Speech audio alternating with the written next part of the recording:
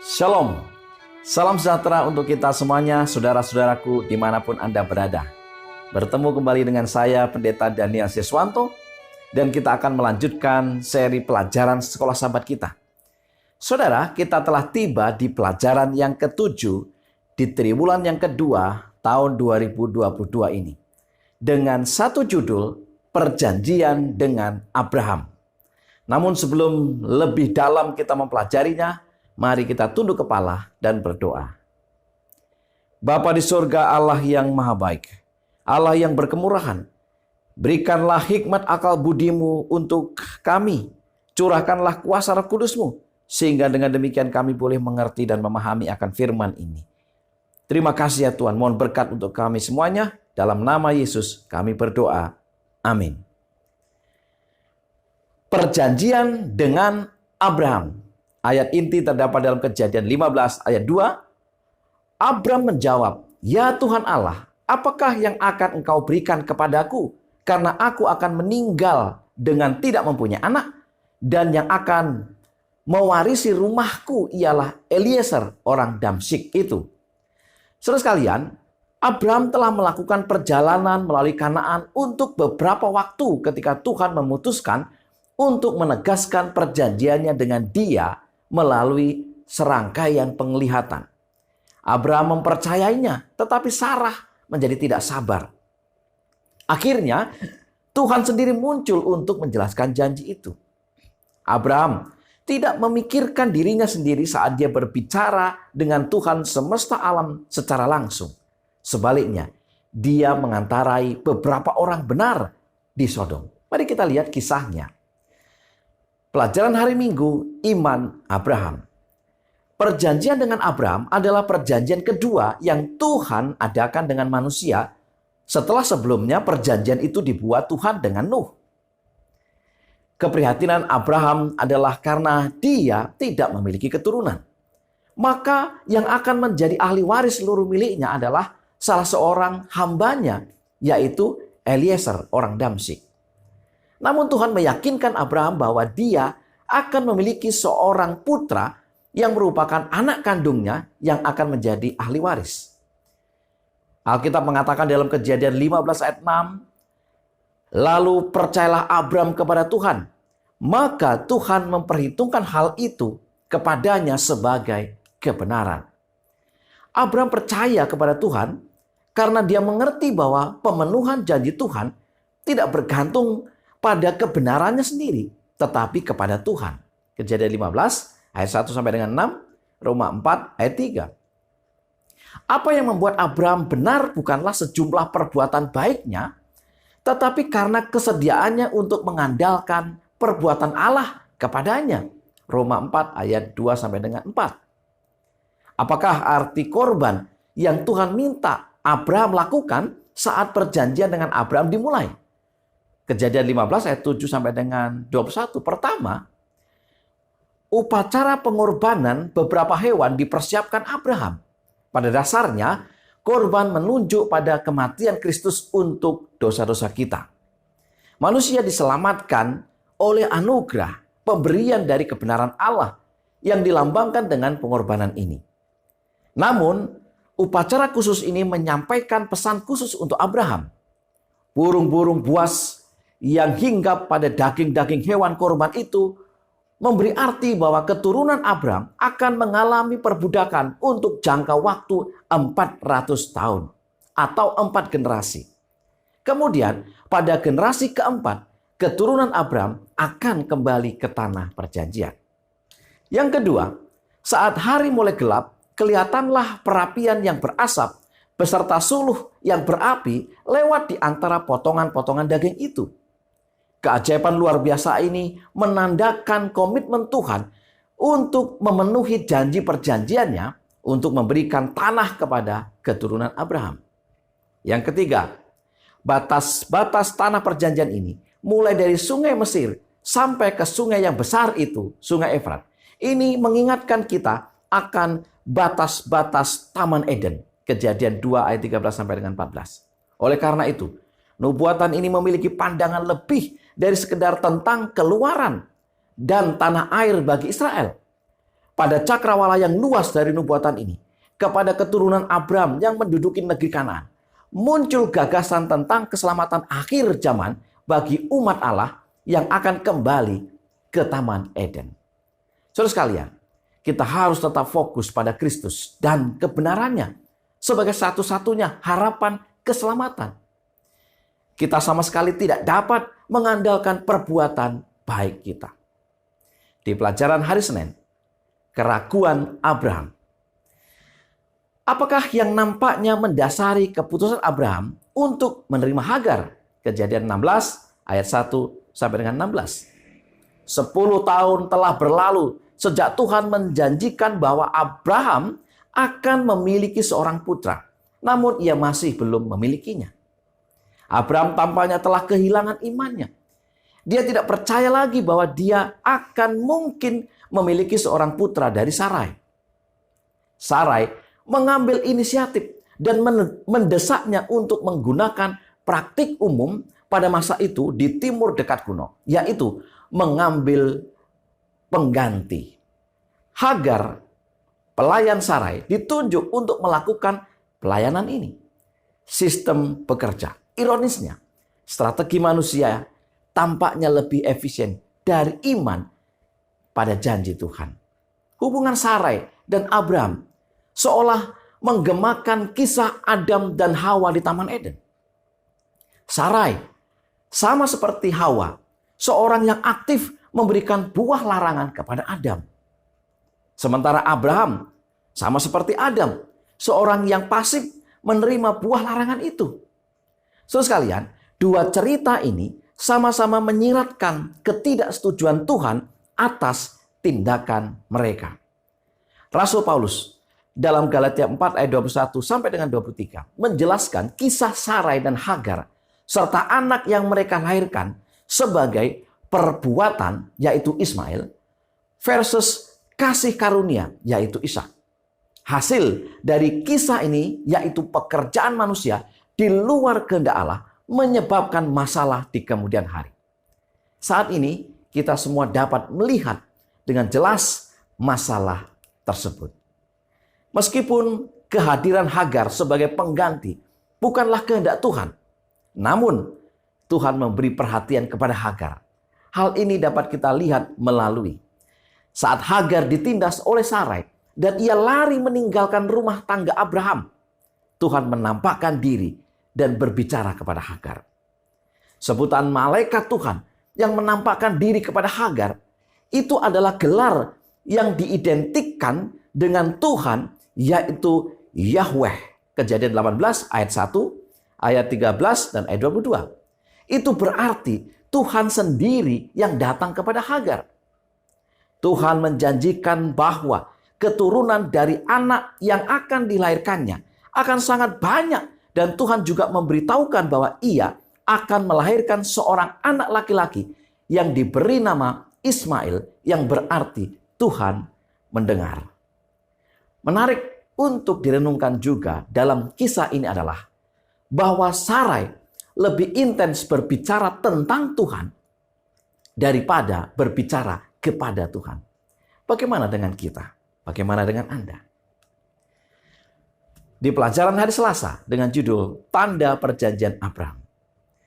Apakah signifikansi spiritual dan nubuatan dari ritual sunat sebagai tanda perjanjian dengan Abraham? Kejadian 17 ayat 1 sampai dengan 14. Pertama, ritual sunat melibatkan penumpahan darah. Keluaran 4 ayat 25. Itu dapat dipahami dalam konteks pengorbanan yang menandakan bahwa kebenaran diperhitungkan kepadanya. Roma 4 ayat 11. Yang kedua, ritual sunat menunjuk kembali ke nubuatan mesianik pertama. Aku akan mengadakan perjanjian antara aku dan engkau. Kejadian 17 ayat 7. Kemudian Kejadian 3 ayat yang ke-15. Kesejajaran antara kedua ayat tersebut menunjukkan bahwa janji Tuhan kepada Abraham tidak hanya menyangkut kelahiran fisik suatu bangsa. Itu berisi janji spiritual keselamatan bagi semua orang di bumi. Dan janji perjanjian yang kekal. Kejadian 17 ayat 7. mengacu pada pekerjaan benih mesianik, pengorbanan Kristus yang menjamin hidup kekal bagi semua orang yang mengklaimnya melalui iman dan semua yang menghidupkannya iman itu, melalui iman itu. Roma 6 ayat 23 dan Titus 1 ayat yang kedua. Saudara sekalian, janji masa depan yang kekal tertuang dalam pergantian nama Abram dan Sarai. Nama Abram yang berarti ayah yang mulia diganti menjadi Abram yang berarti bapa banyak bangsa. Sementara nama Sarai yang berarti putri saya menjadi Sarah yang berarti putri untuk semua orang. Nama Ishak yang berarti dia tertawa adalah pengingat tawa Abraham. Ini adalah tawa pertama yang tercatat dalam kitab suci. Kejadian 17 ayat 17. Itu adalah tawa skeptisisme atau mungkin kebenaran kita tidak tahu dengan jelas. Bagaimanapun juga, meskipun dia percaya pada apa yang Tuhan telah janjikan dengan jelas kepadanya, Abraham masih bergumul untuk menjalaninya dalam iman dan kepercayaan. Tidak heran dia mengusulkan solusi masuk akal, yaitu Ismail. Namun, janji Allah tidak berhubungan dengan Ismail. Secara gamblang, Tuhan menyebut nama Ishak sebagai anak yang akan dilahirkan Sarah. Kejadian 17 ayat 19. Belajar dari pengalaman Abraham ini, kita dimotivasi untuk terus percaya meski kadang kita harus bergumul untuk apa yang kita percayai. Di pelajaran hari Rabu, anak perjanjian. Tuhan menampakkan diri kepada Abraham untuk mengkonfirmasi janji pemberian seorang putra, yaitu Ishak. Namun kali ini Tuhan datang kepada Abraham dalam rupa manusia, seolah-olah seperti orang asing yang sedang dalam perjalanan dan melewati tempat tinggal Abraham. Abraham tanpa menyadari telah menyambut dan menerima tamu surgawi itu dengan ramah. Bagaimana kita melihat sifat Abraham melalui cara dia menerima dan memperlakukan tamunya, dan apakah yang dapat kita pelajari daripadanya?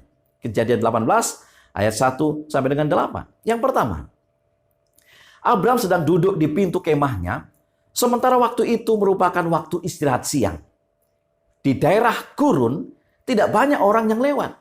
Jadi ketika Abraham melihat ada orang di kejauhan, dia berlari untuk menyambut mereka. Hal ini luar biasa mengingat usianya yang lanjut 99 tahun dan baru disunat. Kejadian 17 ayat 24. Abraham tidak bisa membiarkan orang yang letih dalam perjalanan lewat begitu saja di depan matanya tanpa berbuat sesuatu untuk mereka. Yang kedua, Abraham sibuk melayani tamunya dengan menyediakan makanan dan minuman bagi mereka. Abraham memilih makanan terbaik. Ia melibatkan keluarganya untuk menyiapkannya. Sarah menyiapkan roti, yang lain menyiapkan anak lembu. Yang ketiga, Abraham memanggil tamunya dengan sebutan Adonai atau Tuanku. Gelar ini sering dipakai untuk Tuhan. Kejadian 15 ayat 17, Kejadian 20 ayat 4. Hal ini menunjukkan bagaimana ia memperlakukan tamunya dengan kedudukan istimewa. Dan yang keempat, Abraham berdiri di samping mereka, memperhatikan kebutuhan mereka dan siap melayani mereka. Ia seperti seorang hamba bagi mereka. Abraham bukan hanya seorang yang ramah, tetapi juga rendah hati. Saudara-saudaraku yang kasih Tuhan, sikap hormat Abraham menyampaikan filosofi keramahan. Menunjukkan rasa hormat dan perhatian terhadap orang asing bukanlah hanya sikap sopan.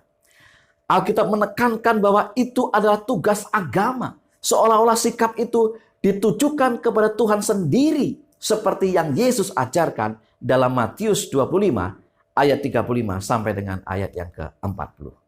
Tuhan lebih diidentifikasikan dengan orang asing yang lapar dan membutuhkan daripada orang yang dermawan yang menerima mereka.